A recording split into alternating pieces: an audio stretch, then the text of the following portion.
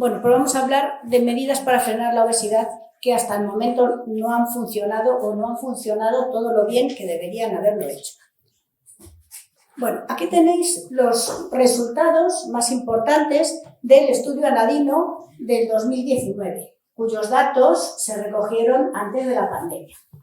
¿Qué nos muestra de una manera general? Bueno, pues que el 40% de los niños entre 6 y 9 años tiene sobrepeso u obesidad y que esa incidencia aumenta con la edad, porque si os fijáis en el cuadrito amarillo, a los 6 años es de 35,3, pero a los 9 ya estamos en el 44,8, que es una barbaridad.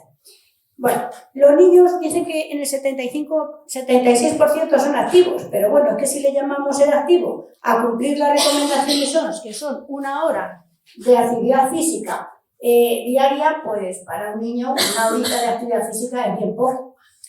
Y por otra parte, estos datos en cierta medida tienen una correspondencia con la adhesión al patrón mediterráneo que se ve también en el cuadrito del margen superior derecho, donde vemos que una dieta de adhesión óptima pues no alcanza ni al 15% de la población infantil. Bueno, luego además hay otro problema, y es que hay un 40% de exceso ponderal en los escolares, pero los padres están tan contentos. Los padres no lo ven.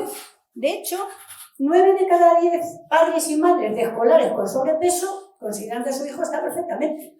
Y lo que es más grave todavía, 4 de cada 10 escolares, padres y madres de escolares que tienen obesidad también consideran que su hijo tiene un peso normal. O sea, primer problema, que los padres tienen una percepción totalmente errónea de lo que es un estado nutricional correcto. Bien, este estudio Aladino, yo creo que, no sé si por primera vez, pero realmente tiene una diferencia importante con los estudios anteriores porque focaliza mucho en el tema de las condiciones socioeconómicas de las familias. Y ahí vemos que hablar de que un 40% de la población escolar tiene exceso de peso no es decir nada, porque realmente este es un problema de los pobres, fundamentalmente. Daos cuenta que la obesidad en las familias con rentas superiores a 30.000 euros al año es de un 11,9 y se multiplica por 2 cuando las rentas son inferiores a 18.000 euros. Es decir, que hay una desagregación muy importante de estas cifras en función de los ingresos familiares. De hecho, el riesgo de ser obeso disminuye en un 25% cuando los ingresos son superiores a 18.000 euros y se reduce a la mitad cuando los ingresos superan a los 30.000. O sea que esto es una cosa, un detalle muy importante. Ya tenemos dos para fijarnos. Uno, la mala percepción de los padres y de las madres. Y otro, que no es un problema general, es un problema que está muy vinculado a las necesidades económicas. Bien. Cuando salió el estudio EMPE, o cuando se estaba haciendo este estudio Aladino, que ya se veía que la cosa iba fatal, la revista española de cardiología solicitó un editorial por encargo al profesor Javier Aranceta y a Carmen Pérez Rodríguez sobre qué pasa con la obesidad infantil. Conclusión, una asignatura pendiente. Ya se anunció en ese artículo del 2018 que la cosa iba mal.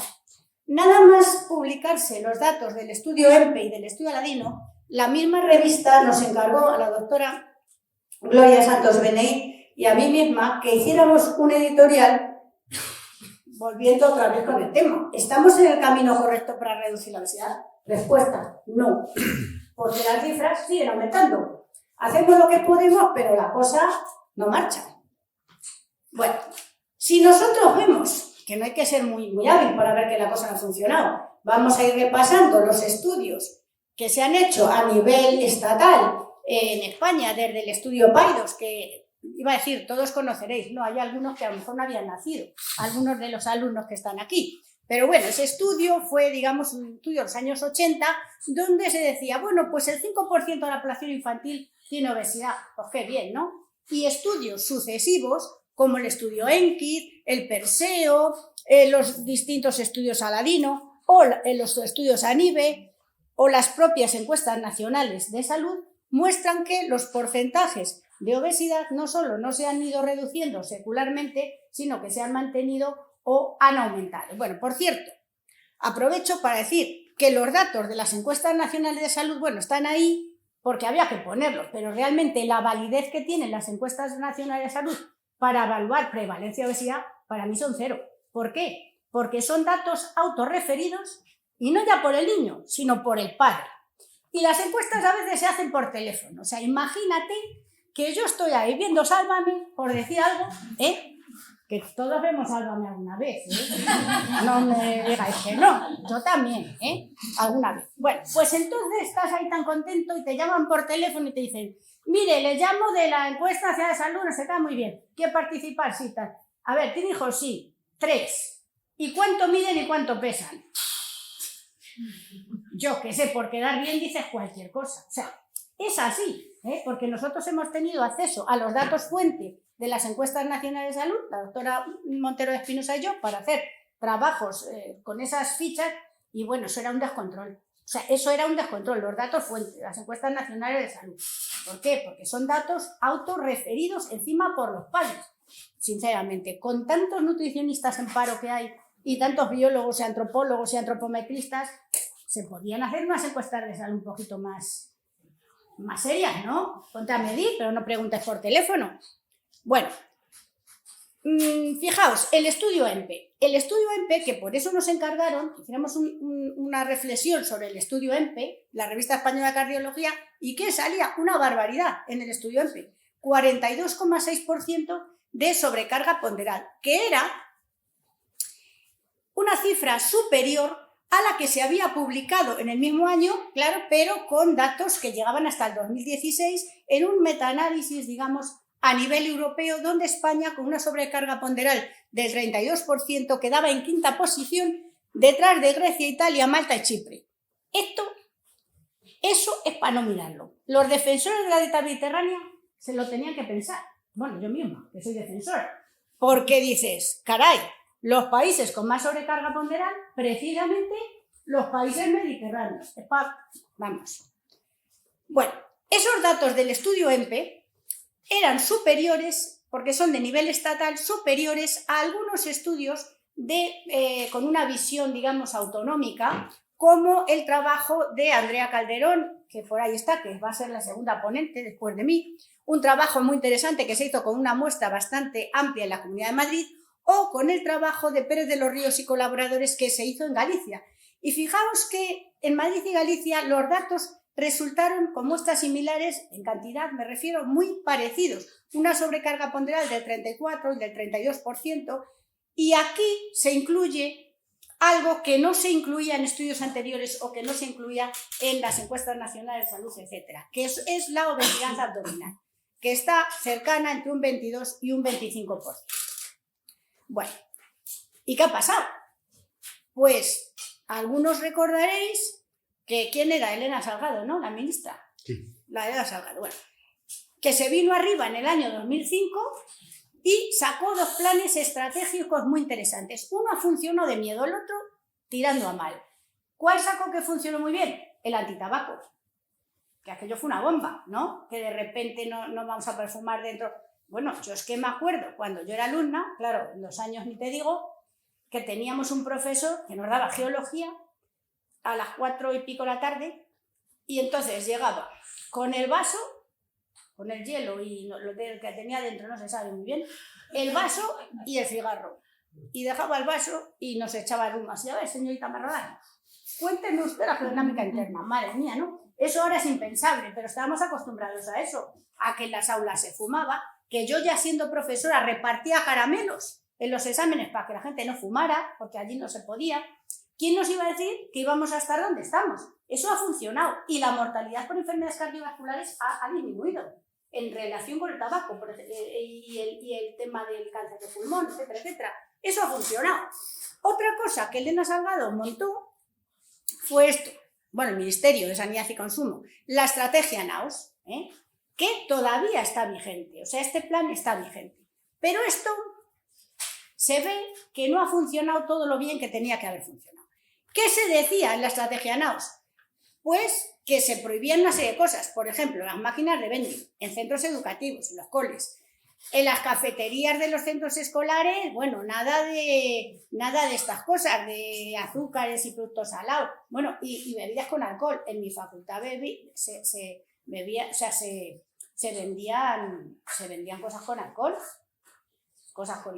Bueno, vosotros también recordaréis, ¿no? Que se vendían. Bueno, que se vendían y que se compraban y que se tomaban, profesores y alumnos. Y ahora. Sí, ahora se venden, pero más solapadamente, pero en realidad no se puede. Otra cosa que se haga.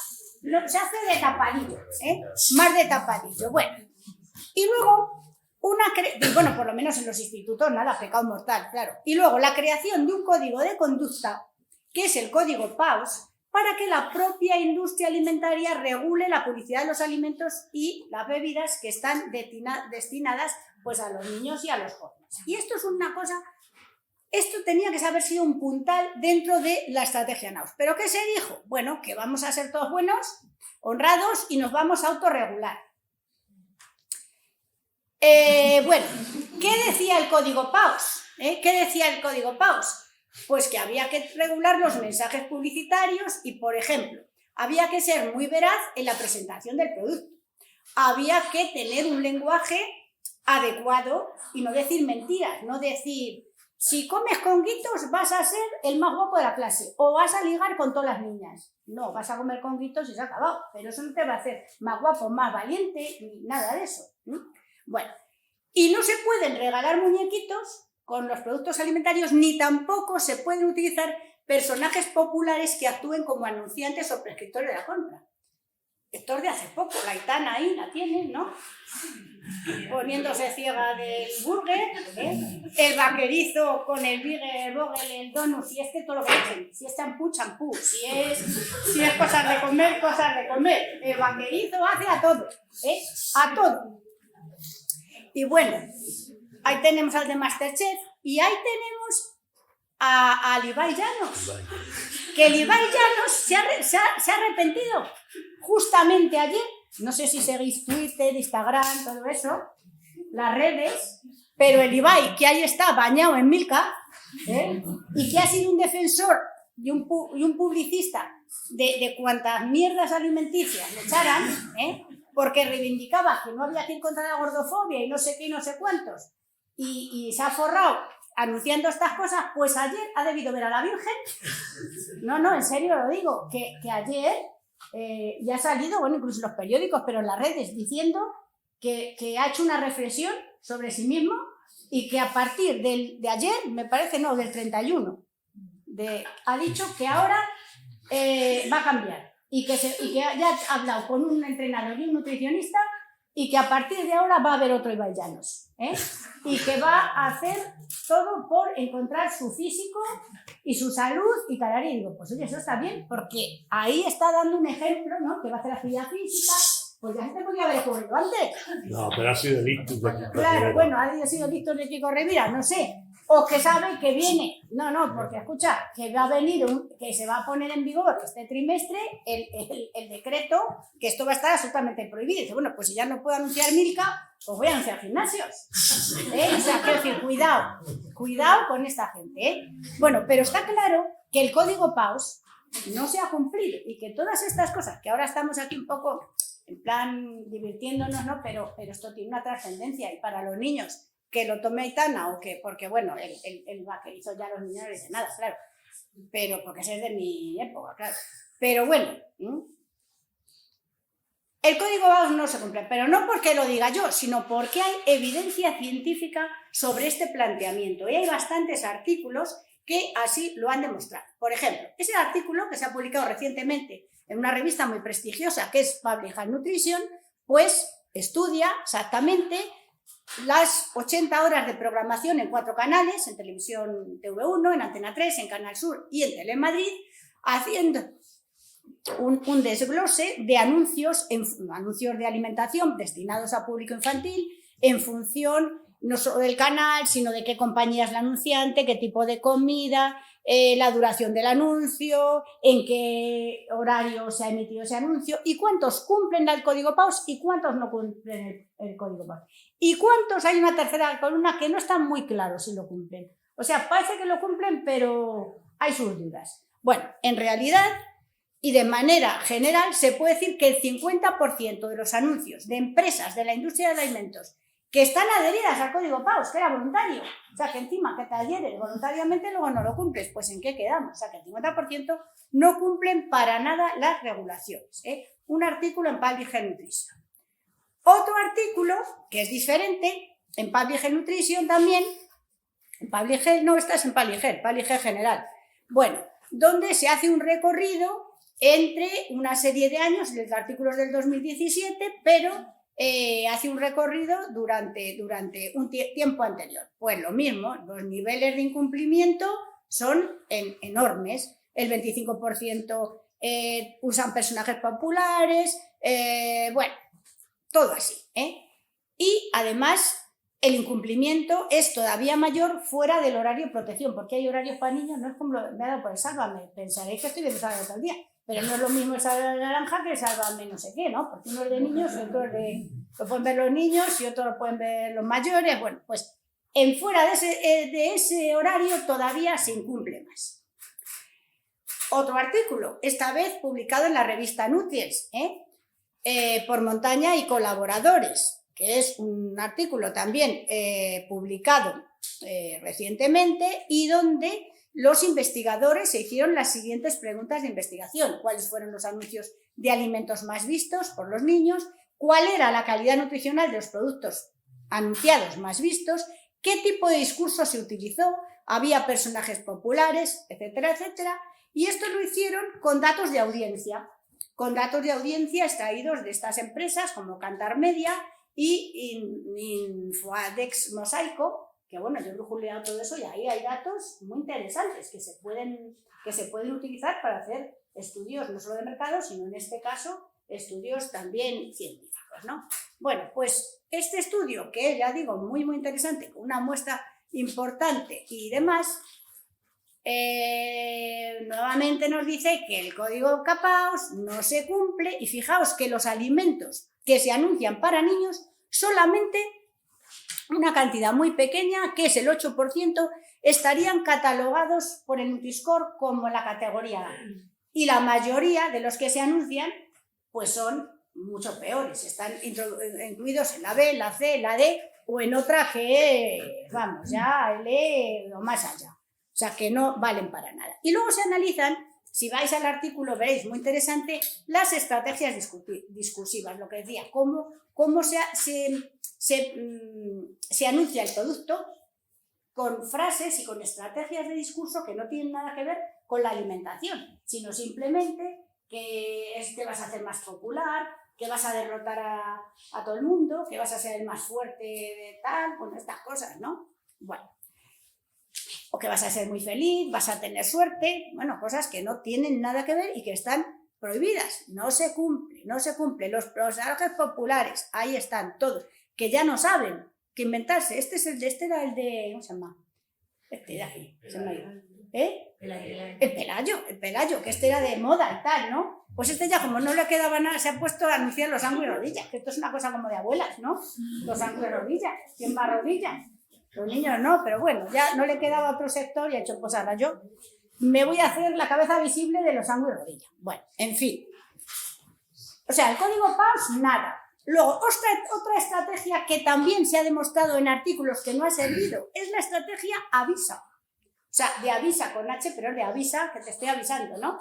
Que lo habréis visto en la tele, que a veces están anunciando, pues no sé, chocolate Milka, y muy pequeñito, en el faldoncillo de abajo, te sale, tienes que comer más fruta y verdura, la mejor receta, dieta equilibrada y o hace ejercicio físico. Son esos anuncios que salen en el faldoncillo, que la gente los mira y se queda así, ¿esto qué dicen, no? O sea, me están anunciando patatas fritas y luego me sacan en el faldoncillo que haga ejercicio y no sé qué, no sé cuántos. Bueno, pues eso del faldoncillo es una estrategia que se llamaba Avisa, mensajes de salud. Esto fue también una intervención.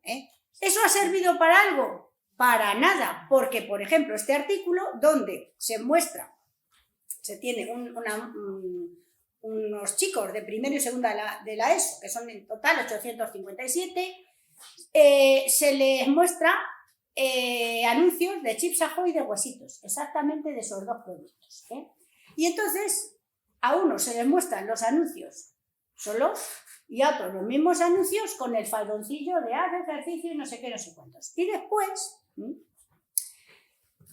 bueno, el grupo control y el grupo problema están muy bien elegidos. El grupo de intervención y el grupo control, porque tienen la misma edad, el mismo sexo, la misma nacionalidad, el mismo IMC, todo. Duermen lo mismo, o sea que un estudio muy controlado. ¿Y qué se ve después cuando se compara el grupo control y el de intervención?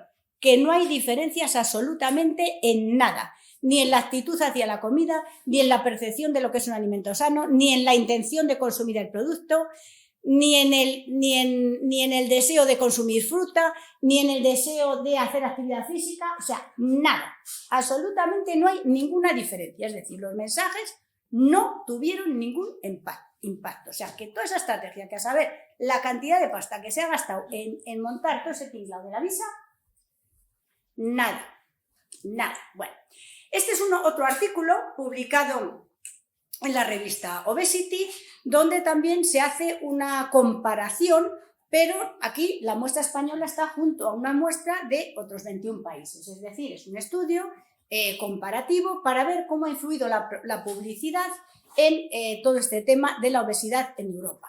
Bueno, cosas del estudio, podéis ir al estudio directamente y leerlo, pero cada niño ve al día un promedio de 4,7 anuncios de comidas y bebidas insanas. Hay mucha evidencia científica sobre el alcance, la naturaleza y los efectos de la comercialización de estos productos, porque esto es una especie de metaanálisis, y no sé cómo, pero los autores cifran en que 1 de cada 3 niños europeos no padecería obesidad si se hubiera prohibido la publicidad en el horario infantil televisivo. Es decir, que y consideran los autores que el principal determinante de la obesidad infantil es el consumo de todos estos productos, que además son los que más se anuncian. Y si cada día te meten 5 anuncios, pues eso va quedando. Bueno, todos estos trabajos publicados, ¿qué demuestran?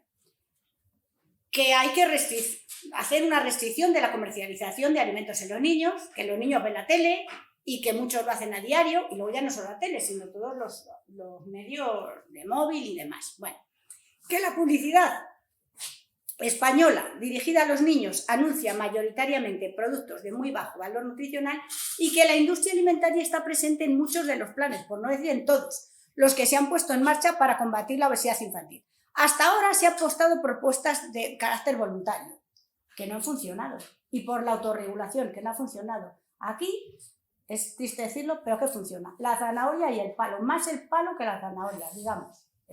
Y todo lo que sea autorregulación y buena voluntad, desde el 2005 para aquí, nada. No ha funcionado en absoluto. Luego hay otra cuestión, y es que cada comunidad autónoma va por libre, y todo el mundo quiere sacar su propio plan de estrategia contra la obesidad infantil. Y ahí tenéis el plan de Galicia, el plan de Euskadi, o sea, cada uno lo suyo. Y a veces estas iniciativas, yo creo que sería más práctico, pero bueno, esto lo pienso yo, que se hicieran estrategias a nivel nacional y más cohesionadas entre todos los sitios, y con metas que no fueran tan irrealizables, porque si vais a cada uno de estos planes y os lo leéis, quieren hacer tal cantidad de cosas que el que mucho abarca poco aprieta. Quizá uno de los que menos abarca y más aprieta es este, que es el de Euskadi, porque dicen solo tenemos 4 objetivos y los queremos conseguir en 1000 días. No sé si lo habrán conseguido, porque tendrían que sacar ya los resultados, pero digamos cosas, planificar metas más cortas y a un plazo más cercano. Bueno, entonces, visto lo visto, como la buena voluntad no sirve, habrá que poner otras reglas y otras sanciones. ¿Qué habría que proponer? Bueno, esto se puede debatir, ¿no? Un control efectivo de la publicidad con sanciones. Impuestos. Pues oye, la gente se queja mucho de los impuestos, pero exceso de sal, exceso de azúcar procesado, catapum. Importantísimo, incorporación de dietistas y nutricionistas al Sistema Nacional de Salud. A mí eso me parece una cosa absolutamente prioritaria, prioritaria. Los nutricionistas en los centros escolares, aquí se ha hablado. ¿Dónde están? En el Gredos. ¿Pero están en los colegios públicos? No. Por eso volvemos a donde hemos empezado. ¿Hay la misma obesidad en los niños que tienen los padres una renta mayor de 30.000 euros que pueden ir al Gredos? Porque los que tienen menos de 18.000 no pueden ir. Y no tienen nutricionista del comedor. O sea, aquí no es un problema de no saber hacer las cosas. Es un problema de poder pagarlas. De poder pagarlas. Educación nutricional en los planes de estudio. Se ha perdido una oportunidad porque en la última reforma educativa no se ha llevado a la práctica eso. Y yo creo que es necesario incidir en la dimensión socioeconómica. O sea, es un problema tal. Bueno, dentro de nada va a empezar a funcionar este Real Decreto, que yo creo que va más orientado a las sanciones y a ser mucho más duro con todas estas cosas. Y se acaba de presentar, ya me quedan 2 diapositivas solo, el nuevo Plan Estratégico Nacional. Yo creo que a este nuevo Plan Estratégico Nacional le podemos dar, la duda de que puede funcionar, porque yo creo que es la primera vez que el Plan Estratégico Nacional aporta cosas que antes no se habían tenido en cuenta, y con el apoyo del otro decreto, que va a dar el palo donde haya que darlo y sancionar lo que haya que sancionar, puede funcionar. Bueno, ¿por qué creo yo que este es mejor? Porque las líneas estratégicas y los objetivos tienen, digamos, un entorno que, por un lado, es un entorno familiar, un entorno macrosocial, un entorno educativo, es decir, se va a circular en todos los órdenes, o sea, del micro al macroentorno del niño. Lo que digo, yo no le puedo decir al niño si su padre dice, no, pero se da muy bien, ¿no? Que el niño diga, que yo creo que, no, está muy bien, porque el padre no lo ve gordo. O al revés, o dice, come, que tienes que estar más fuerte, ¿no? Bueno, creo que puede funcionar porque está incluido en un marco integral y de exposoma, que ahora los biólogos estamos muy centrados con esto del exposoma. ¿Qué es esto del exposoma? Pues es todo lo que te rodea y que digamos, no es solamente tu propia biología, tu propia genética de predisposición a la obesidad, de la que hablará la siguiente ponente, sino un marco integral donde estamos también en ese marco integral que no podemos mejorar nuestra salud si no estamos a la vez mejorando el bienestar animal y no estamos a la vez mejorando el bienestar ambiental. O sea, estamos en este One Health, ¿no? Que es un nuevo concepto de la OMS, y esto está planteado en ese marco de One Health. Es decir, vamos a luchar contra la obesidad, pero mejorando la alimentación, y eso implica que tenemos que mejorar el bienestar animal, todo el tema de ganadería, en fin, todo eso está manga por hombro, y ahí hay que meter mano también. Y luego, lo que se ha hecho aquí, alimentación sostenible, cuidadosa con el medio ambiente, es decir, es la primera vez que se plantea en ese marco. Y en conexión con otras estrategias, con otros planes estratégicos de salud y medio ambiente que están ahí relacionados en ese cuadro amarillo. Y se plantea que se va a hacer un seguimiento a este plan. ¿Cómo se harán estos seguimientos? A través de nuevos estudios Aladino, a través de estudios de la Fundación Gasol, que también apoya este plan, y las encuestas nacionales de salud. Ahí se puede mejorar mucho, Como digo, yo eso estoy muy de acuerdo porque creo que ahí sí que se puede. Bueno, esta era la última.